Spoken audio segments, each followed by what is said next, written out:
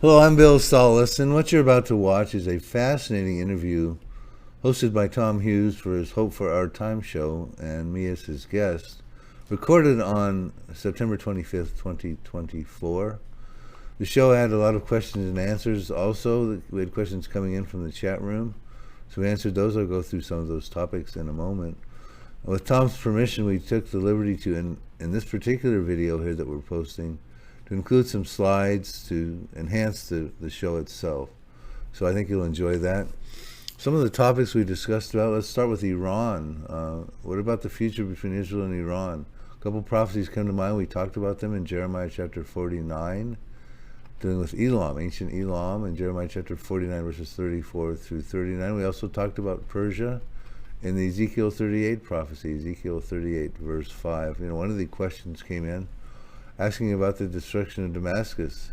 Has that been fulfilled, or is it still unfulfilled? So I took some time to answer the reasons why I believe it's unfulfilled, and who also agrees with me on this being an unfulfilled prophecy. What about this war with Lebanon and Hezbollah? Will it escalate? Is it prophetic? Can the future be known? One of the questions came in, we answered that. What about the exceedingly great army? One of the questions came in and said, what about Israel's mighty army? Are they in prophecy? So I said, yes, they are. And I answered whether they show up in multiple places, namely Ezekiel 37:10, where they are known as they prophesied to be an exceedingly great army. What about America? Is it blessing Israel currently or cursing it? And what will the future hold after the elections? What would be the relationship with Israel with Donald Trump as the president versus Kamala Harris as the potential president? So we discussed that and answered that question. When will Israel dwell securely?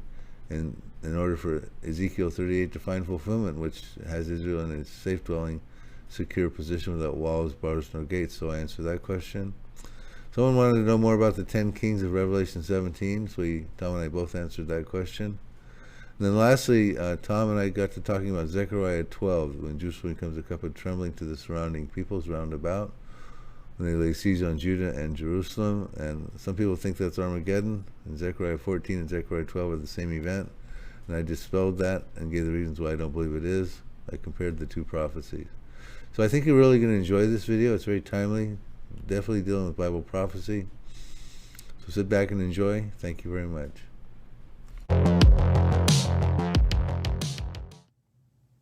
Hey, welcome everybody. Thanks for joining us today. And this is broadcast on all of our different platforms because we just think it's really necessary for everybody to be updated on what in the world is going on.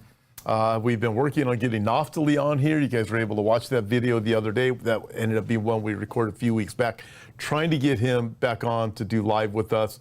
But as you guys know, things are really escalating over in Israel.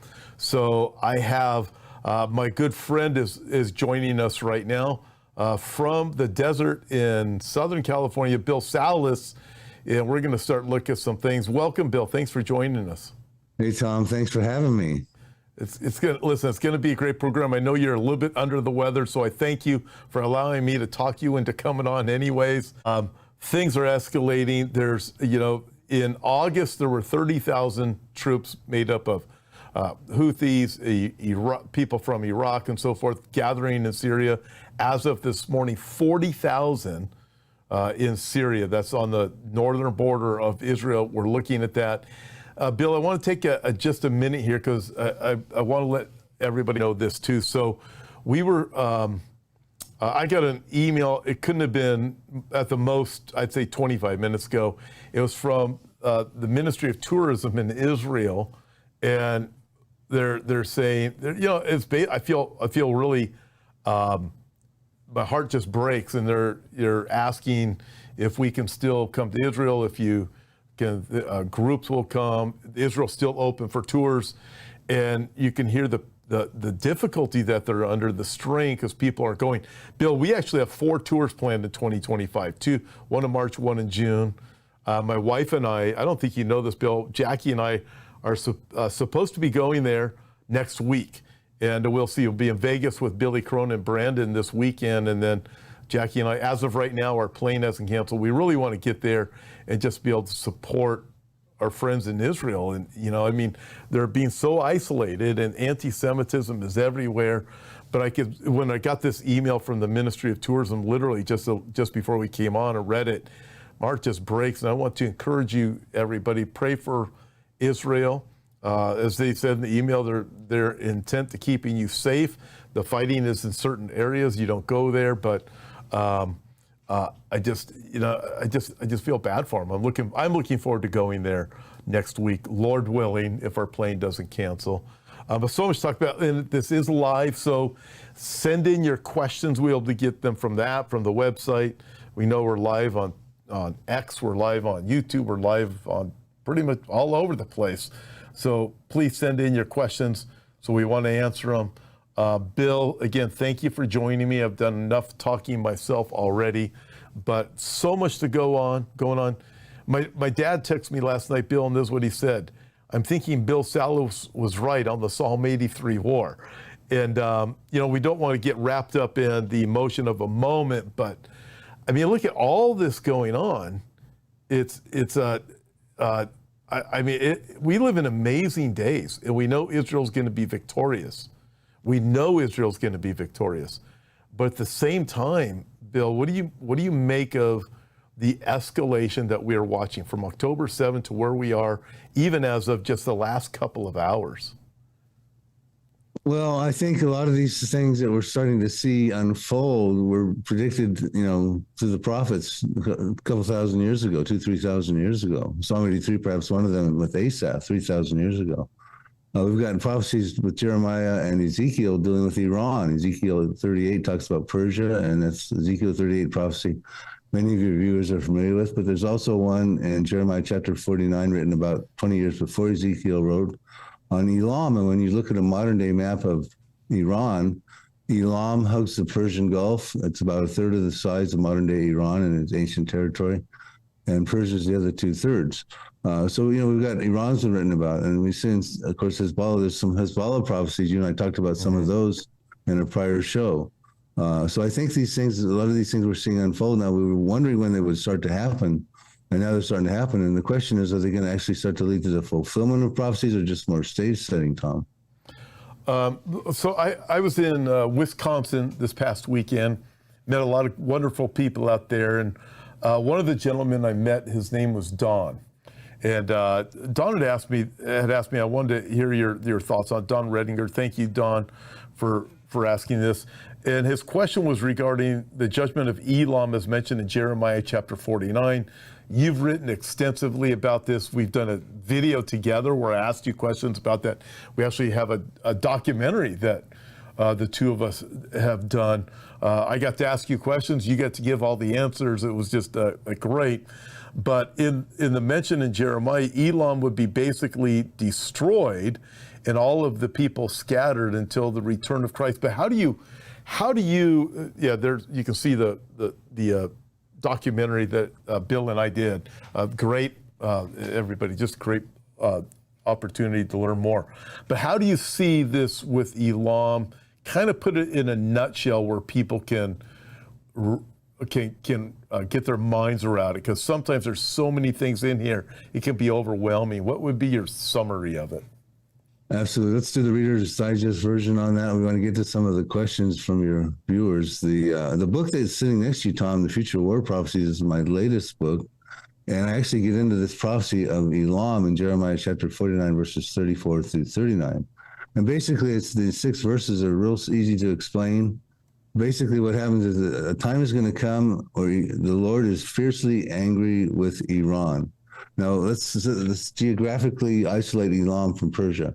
Elam hugs the Persian Gulf. It has always been geographically separated from Persia by the Zagros Mountains, mountain range that separated the two territories. Now, of course, it's all modern-day Iran today, but when Jeremiah wrote, he distinctly wrote about Elam. He knew about Persia, as did Ezekiel knew about Elam, but they both had their own separate prophecies because I believe they're distinctly different prophecies. And I actually think the Elam prophecy could be the one we should be watching for first of the two. Now, Elam right now is where the There's a Bushehr nuclear reactor there. It's a dangerous place. If there's a war or a major earthquake could happen in that area, it's very seismic there. But also, it's where all the underground missile, most, I won't say all of them, but the majority of Iran's underground missile silos, portable rocket launchers, their hypersonic ballistic missiles, their underground air base is all in that territory there. It's a highly strategic target to be hit.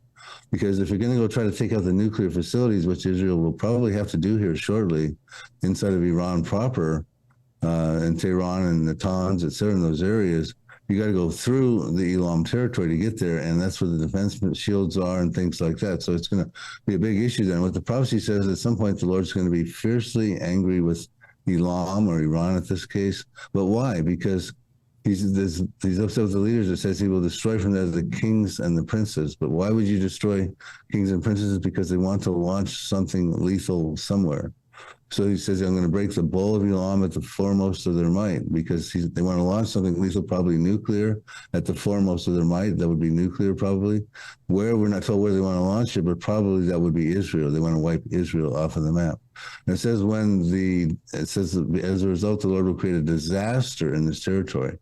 So he's going to be angry at the leadership. He's going to destroy from the kings and the princes. He's going to break the bow. That would be like their missile launching capabilities. And that's where they mostly are all hidden underground over there in Elam territory. Create a massive disaster, and the disasters of the magnitude that it creates a humanitarian crisis, because we're told that he will bring the four winds from the four quarters of heaven and scatter all the Elamites, the indigenous population, into all those winds. It says there'll be no nations, plural.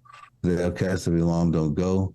Also, it talks about he will consume them with the sword, which is a typology biblically of war. The good news is, and I think your question that the guy asked from Wisconsin is, well, what's the good news for the Iranians in this situation? It says in Jeremiah 49, verses 38, I will set my throne in Elam, which has many Iranians who are converting to Christianity excited about this passage. And it says in Jeremiah 49, verses 39, that I will restore the fortunes and the captives of Elam back to their territory. So what's going to happen is there's going to be a worldwide dispersion as a result of this disaster. And those who survive the tribulation, and that'll be hard to do, of course, but there will be an Iranian remnant, like there'll be a Jewish remnant, and a Syrian and an Egyptian remnant, and a Jordanian remnant. There'll be an Iranian remnant. It says, I will bring them back. I will restore their fortunes back to their territory.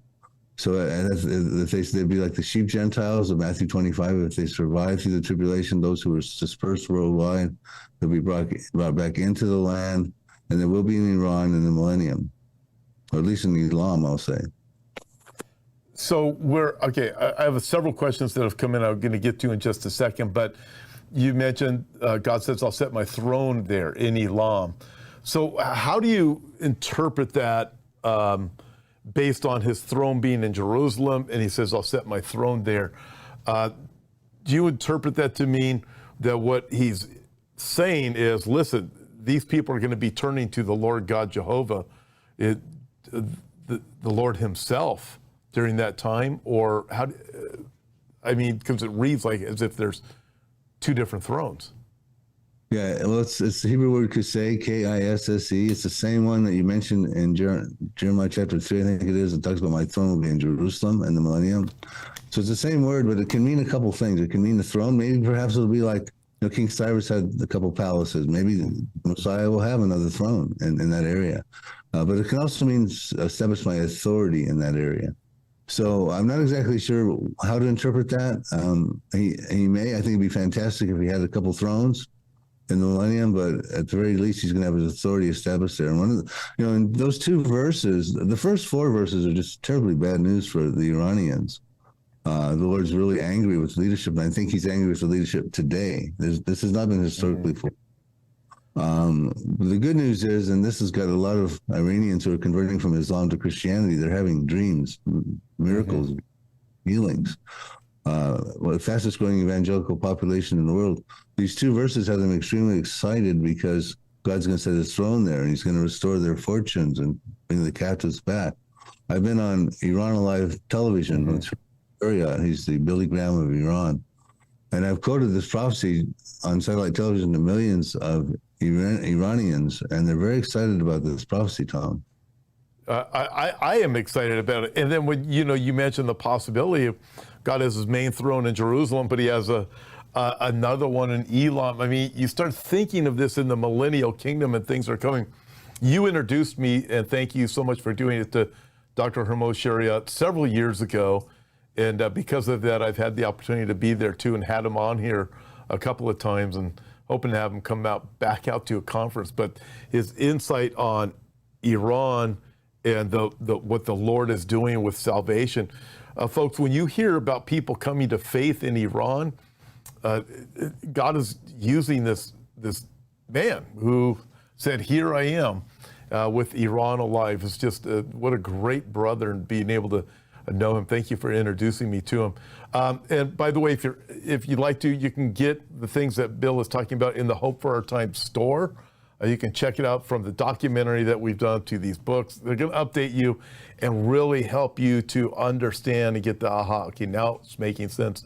And the things that Bill talks about, he goes into more detail and explains them. Okay, this first question comes from Bobby Munt. Bobby, I remember meeting you, Bobby, a couple of years ago down San Marcos, San Diego. It might have been last year. Question, how do you see peace coming to Lebanon in fulfillment of Psalm 83? I'm going to throw something else to it. How would you see peace coming to Lebanon? And we know that peace also has to come to Israel before Ezekiel 38. How do you see that? Well, escalation is going to lead to de-escalation. That's the thing talked about on all these news channels now. You know, that Israel's got to escalate so they can de-escalate the situation in the Middle East. Lebanon is part of Hezbollah. Has some prophecies. I believe they're Hezbollah prophecies. They're Lebanese prophecies. And they're seemingly ready to find fulfillment at the present time, meaning they probably would be related to Hezbollah. One of them is Sidon, prophecy in Ezekiel 28. We did this on a show recently, Tom, you and I. Verses 20 through 26. Your viewers should take the time to read that. Sidon is about, I think it's about 30, 40 miles north, maybe 50 miles north of Israel's border. So a coastal city. It's about 20 miles north of Tyre. So Sidon's in the prophecy of Ezekiel 28. Tyre's in the prophecy of Psalm 83, called the inhabitants of Tyre. And that's their sister cities. They've been listed together in the Old Testament about 17 times together. So they go hand in hand. There's another prophecy in Obadiah with Zarephath, which is a city between Tyre and Sidon. Zarephath is actually going to be possessed by the Jewish people in Obadiah 1, verse 19. There's going to be a war in Lebanon, and it's going to involve the Sidon prophecy in Ezekiel 28. It's going to involve the Psalm 83 prophecy, and it's going to, in the process, Israel's going to capture land and territory, and part of the land and territory they're going to capture is in Lebanon. It's called Zarephath. So here's two key verses I want to read to the viewer. Obadiah 1:18 says, "The house of Jacob shall be a fire." Read that as the Israeli Defense Forces.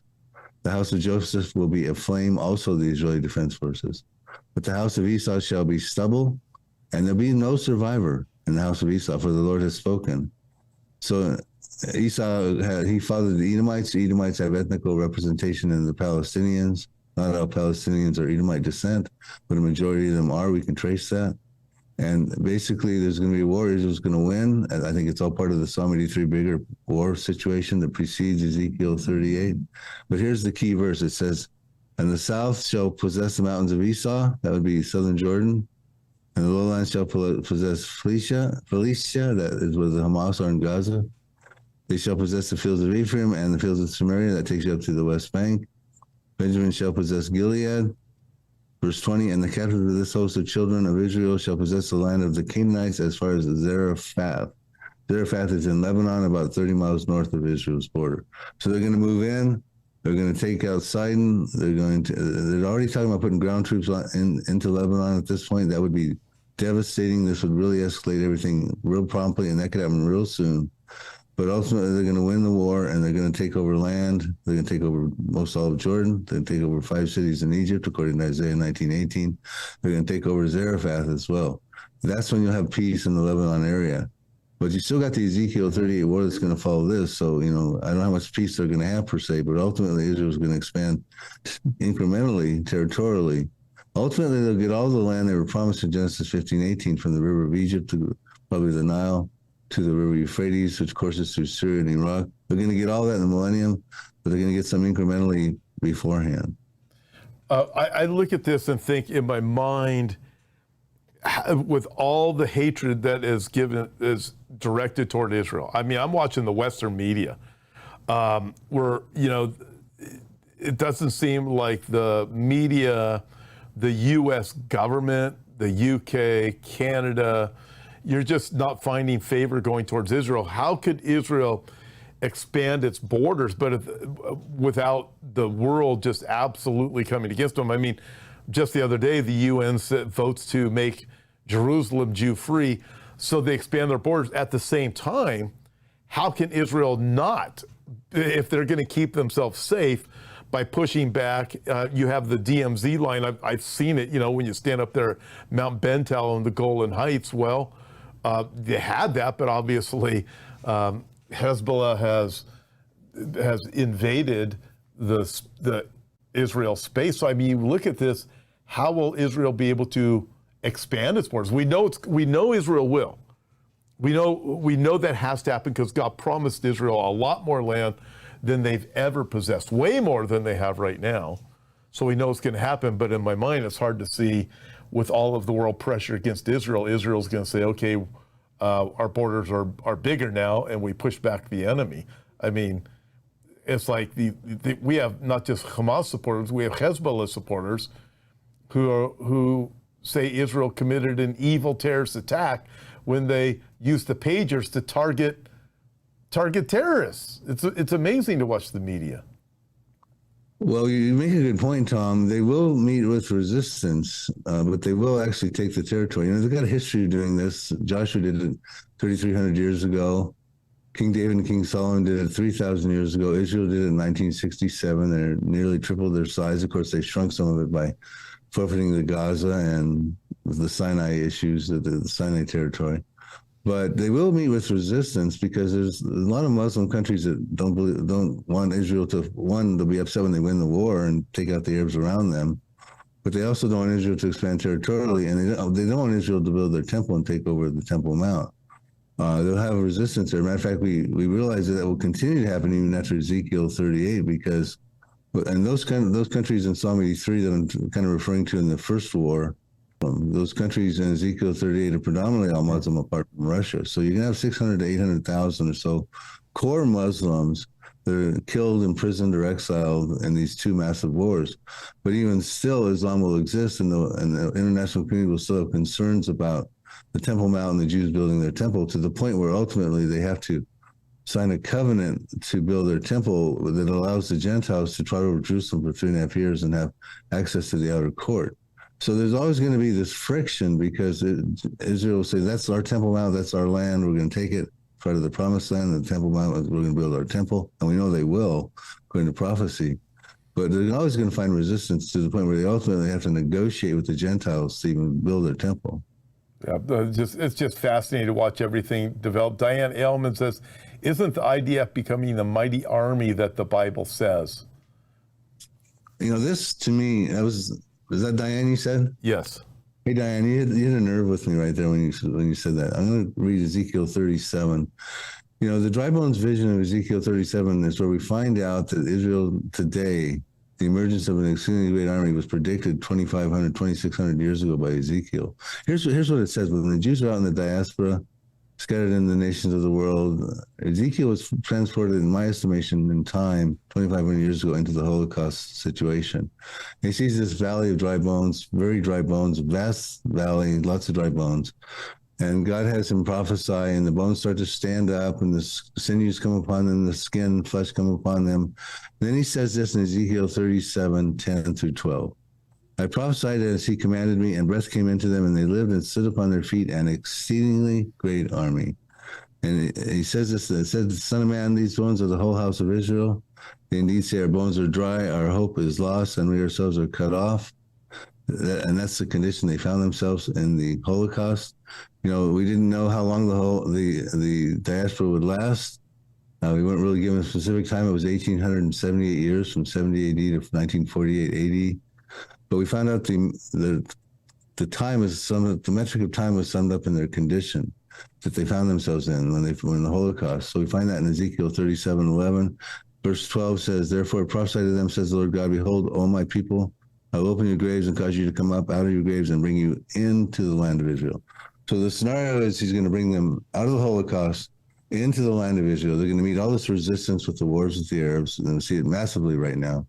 And in the process, they're going to become an exceedingly great army. So it's exciting for us who are following prophecy to realize when you see pagers blow up that were planned for like 2 years in the making to put this together, all those pagers going off at once. When you see Ismail Haniyeh blown up in a room in Iran, the leader of Hamas, when you see Iron Dome taking out missiles coming over the skies, David Sling, etc., walkie-talkies, you name it, taking out the top leaders. Recently, the charts you see on the news now, they show that 16 of the 19 Hezbollah's top terrorists have been taken out. Now, this is not going to dismantle Hezbollah by no stretch of the imagination, but you're seeing a prophecy in Ezekiel 37:10 find fulfillment.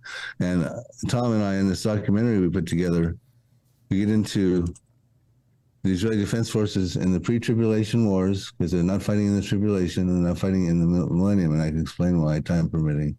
We're going to see them in a war with Syria. They're going to destroy Damascus in Isaiah 17. They're going to deal with Hezbollah and the Sidon prophecy in Ezekiel 28 and Psalm 83.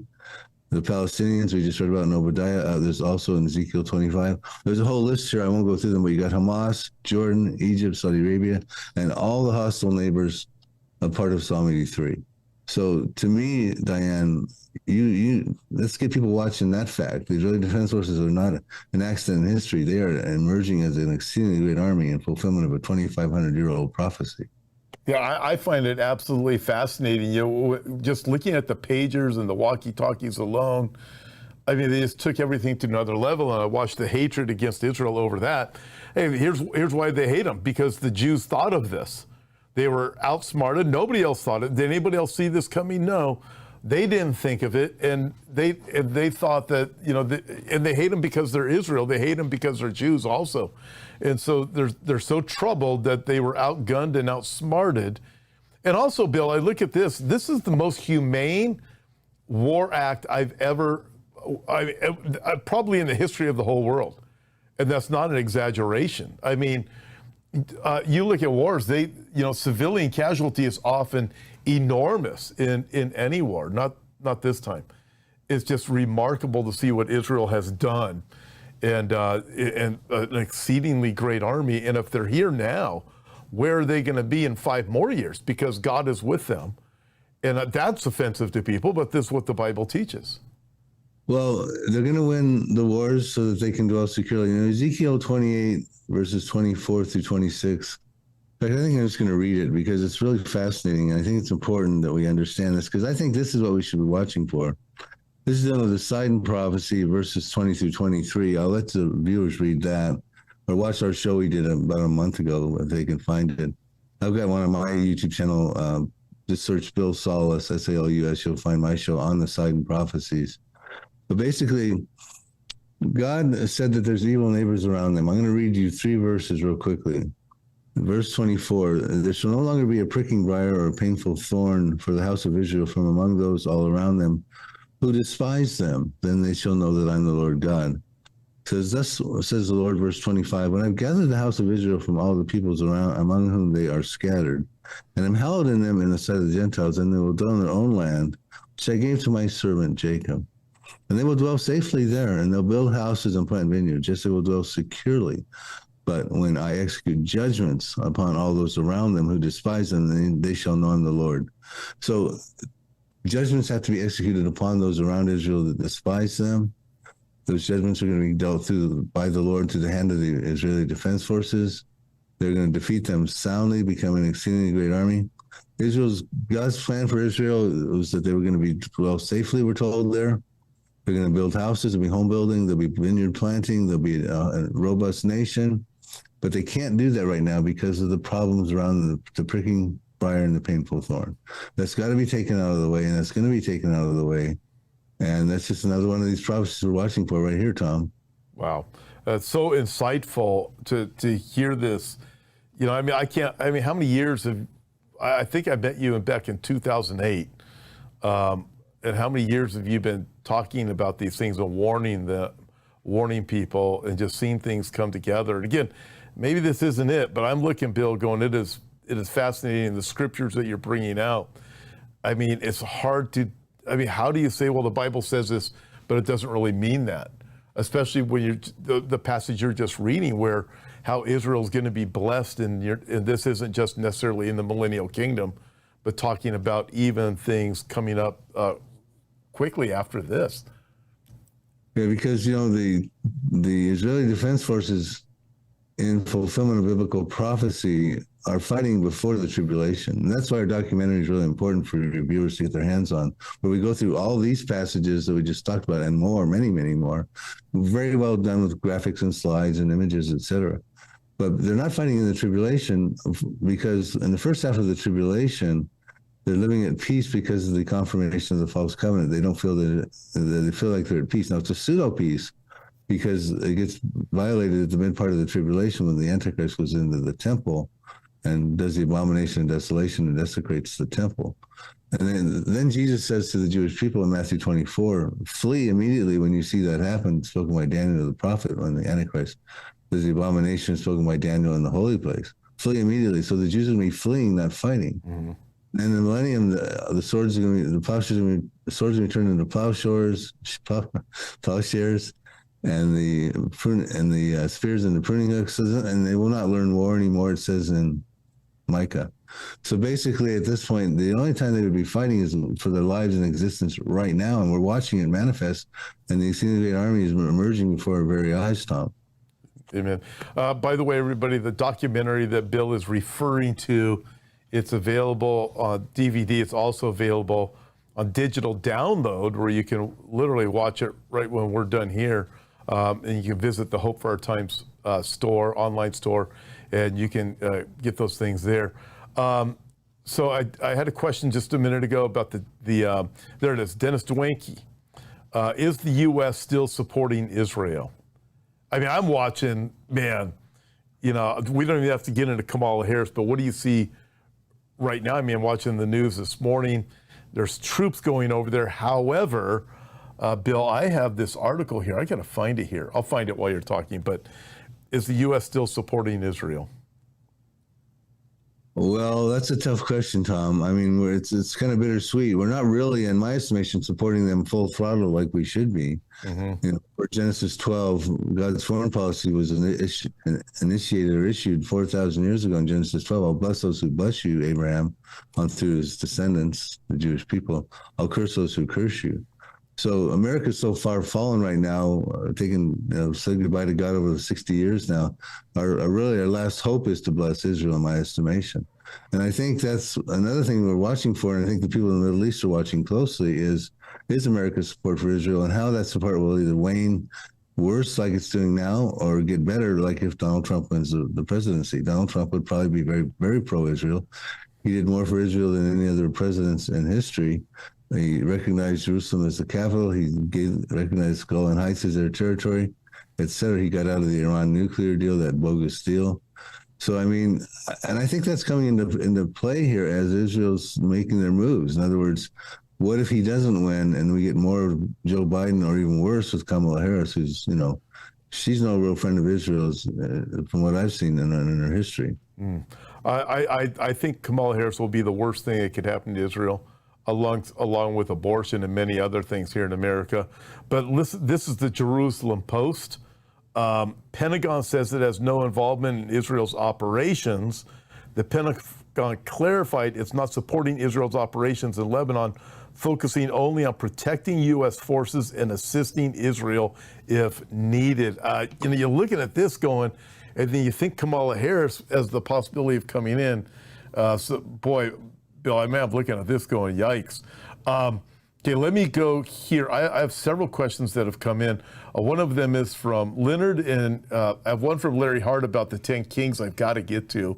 But let me go here first. Leonard says, is Isaiah 17 past or future? There's different views on this. Settle this, please. Bill, you and I have the same opinion on Isaiah chapter 17.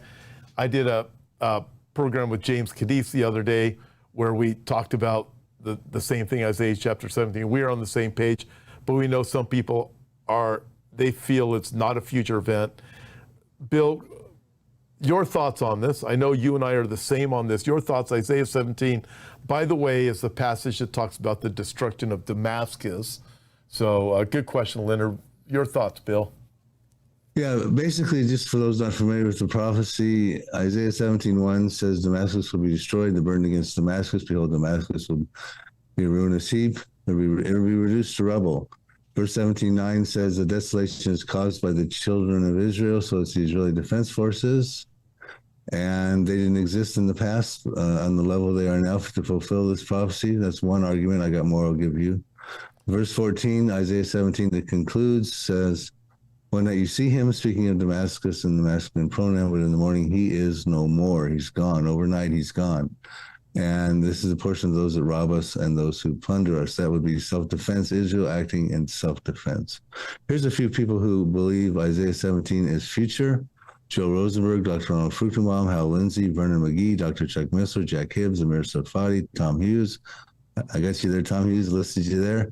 Thomas Ice, Jan Markell, Dr. David Reagan, Brandon Holthouse, and the list goes on. Some people say that the Assyrians conquered Damascus in 732 BC. Mark Hitchcock and Andy Wood would be advocates of that. I would say basically we're told it's the children of Israel in Isaiah 17:9. Also, in Isaiah 66 books, he mentions Assyria 37 times, but not once in Isaiah 17. The Assyrians actually used Damascus historically as a provincial capital. So why would they destroy it and still rebuild it to use as a provincial capital? We're told from history that Damascus actually held out and was reduced by famine, not destroyed overnight. And the Assyrians didn't have the ability to destroy Damascus overnight anyways back in their time in 732 BC. Also, if it was destroyed in 732 BC, it would have to be rebuilt again to fulfill Jeremiah chapter 49, verses 23 through 27, where Jeremiah talks about the additional camera angle on the destruction of Damascus in Jeremiah chapter 49. So you should read those passages. And I don't see any way this was fulfilled historically. Yeah, I believe it's coming. I believe we could suddenly hear about it because all of a sudden it's gone. But especially as things are escalating, boy, we live in exciting times, Bill. And people want more information on any of these. You can get them the documentary plus Bill's books, the Future War Prophecies that you see here, and Future War Prophecies DVD also is available too amongst the Psalm 83. Okay, so let's go here. Larry Hart. Jesus says that in the end there will be a world government with 10 kings formed. He will put it into men's hearts to do so. Do we want to interfere with the formation of that government? I will summarize that by this, and then you say what you want. When we look at the different prophecies, I mean, I don't see where we're going to be interfering with the formation of the 10 kings government. We can't. I mean, God's sovereign. He's going to put it in 10 kings' hearts to do what he says. But what we do is warn people. I mean, that's not interfering. So I don't know if that's what you're directing this to, Larry. I can only guess. But I mean, we warn people all the time. Hey, we can see the intention of these people out there wanting to build this globalist system.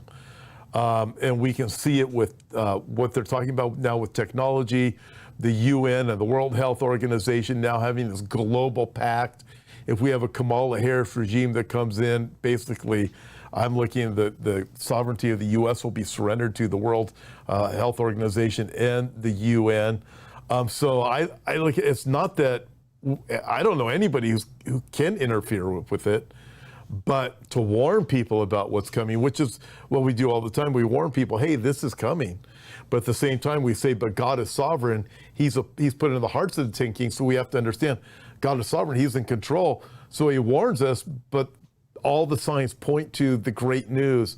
So we got to remember the signs are bad news in and of themselves, but they point to the great news, Jesus is coming, as that's what signs do. They say, hey, this is what lies ahead. Here's the sign that's bad, but it's pointing to what's great. So we warn of all these different things happening. These are signs, but we know ultimately it points to Jesus is coming back. He's going to rule and reign from Jerusalem, and it is going to be great. So we just warn people and say, hey, the Bible talks about these things. Yeah, so interfering with the 10 kings really from in the church age to me seems kind of impossible, because when you look at the main proof texts about where they are showing up, and you look to Revelation chapter 17, thing with ecumenical Babylon, the harlot world religion, that first 3.5 years of the tribulation period. So in 1712, the 10 horns which you saw would be the 10 kings who have reigned, have received no kingdom as yet, but will receive authority for 1 hour as kings with the beast. They're of one mind, and they'll give the power and authority to the beast. So in other words, they're not even going to be around noticeably. They may exist today, but they're not going to be noticeably given any authority until the Antichrist gives them that authority in the tribulation periods, namely at the mid part of the tribulation. Because their role, one of the roles they do, we're told in Revelation 17:16, says that the 10 horns which you saw on the beast, the Antichrist, the 10 kings on the Antichrist, will hate the harlot, the world religion. They'll make her desolate and naked, and eat her flesh and burn her with fire, for God has put it on their hearts to fulfill his purpose, to be of one mind and to give their kingdom to the beast and until the words of God are fulfilled. So they may be on the scene, but we cannot really identify them at this point in time necessarily in the church age. Church is going to be raptured, I believe, before the tribulation. They're going to come on the scene in the tribulation, get their power and authority with the beast in 1 hour. And so I don't see how we can really be involved other than, like you said, Tom, to alert people that they're coming, to prepare those who get left behind, to be on the lookout for what's coming. Yeah, indeed. Absolutely. Okay, Brad Myers asks this question. Do you believe the war in Zechariah chapter 12, verses 2 through 9, is the same war in Zechariah chapter 14, verses 1 through 3, and Revelation 19, verses 15 through 23, that takes place at Armageddon? Do you believe do you believe Zechariah wars are the same as Revelation 19, Armageddon? Brad Myers, he's my researcher. Oh, no wonder why I recognize his name. I knew this would not be an easy question, Brad. That's funny. First of all, I think they're two separate wars, which is not commonly taught. Everyone teaches it's Armageddon, Zechariah 12. Basically, what it says here in Zechariah 12:2, behold, I will make Jerusalem a cup of trembling, dizziness, and some translations are drunkenness, unto all the people round about. And when they lay siege in both against Judah and against Jerusalem. Now, the Hebrew word, the different translations all say the same thing. The New King James says surrounding peoples. The ASV says peoples round about. Surrounding nations, NET. Surrounding peoples, NIV. And every translation is going to tell you, we're not dealing with the nations of the world at large. We're dealing with the surrounding peoples. And what happens is they're going to lay siege in a final attempt. I believe this will be the concluding part of Psalm 83. Their one last final attempt to lay siege on Judah and Jerusalem. We're told in Zechariah 12:6, it's going to be an unsuccessful siege. Let's start with that. So one line of delineation is Zechariah 14 as a successful siege by all the nations. This is an unsuccessful siege by only the nations round about, the inner circle of countries that share common borders with Israel, the neighbors. And what's going to happen is they're going to make a final siege. It's going to be a bad choice for them. What's going to happen is it's going to say in Zechariah 12, verse 6, in that day when they lay siege on Judah and Jerusalem, I will make the governors or the captains of Judah read, that is the Israeli defense forces. Of Judah, they'll be like a fire pan in the woodpile and like a fiery torch in the sheaves. They shall devour all the surrounding peoples on the right hand and on the left hand, the peoples round about. But Jerusalem shall be inhabited again in her own place. So the people on the right hand and on the left are the same people we talked about, the pricking briar, the painful thorn in Ezekiel 28, verses 24 through 26. The judgments executed upon them, the Israeli defense forces will do that. Now, other reasons why this is not part of the same prophecy, when you look at Zechariah chapter 14, primarily that's one of the main proof tests why these guys say Armageddon is talked about in Zechariah 12 and 14. So Zechariah 14 says, behold, the day of the Lord is coming, and your spoil will be divided in your midst, for I will gather all the nations to battle against Jerusalem in that day, and the city shall be taken, the houses rifled, and the women ravished. Half the city shall go into captivity, but the remnant of the people shall not be cut off from the city. And the Lord will go forth and fight against those nations. So the mid part of the tribulation, Antichrist comes into Jerusalem. It's the first part of the Armageddon campaign. They take over the city. They ravish the houses. They rifle the houses. They ravish the women, and they take over the city. It's a very successful siege, all the nations of the world. And at that point, the Jews are fleeing for their lives. Most of them will flee. The remnant will flee to southern Jordan and the Petra area. Now, if we look back at Zechariah 12:6, it says the house of Judah will be like a fire and a flame, governors of Judah. They're going to devour the people on the right hand and the left. So in other words, you have to say, this is Armageddon at Zechariah 12:2 when they seize on Judah and Jerusalem. That means the Israeli defense forces are going to fight off all the armies of the world, because it says the Lord's bringing all the armies into as part of the Armageddon situation. And we just don't find that. We find in Isaiah 63 and Revelation 19 that the Lord does this single-handedly. He doesn't need the Israeli defense forces to help them. Matter of fact, they're fleeing. They're not even fighting at that point in time. So here's the main differences between Zechariah 12 and Zechariah 14. It's an unsuccessful siege in Zechariah 12 by the people round about. It's a very successful siege in Zechariah 14.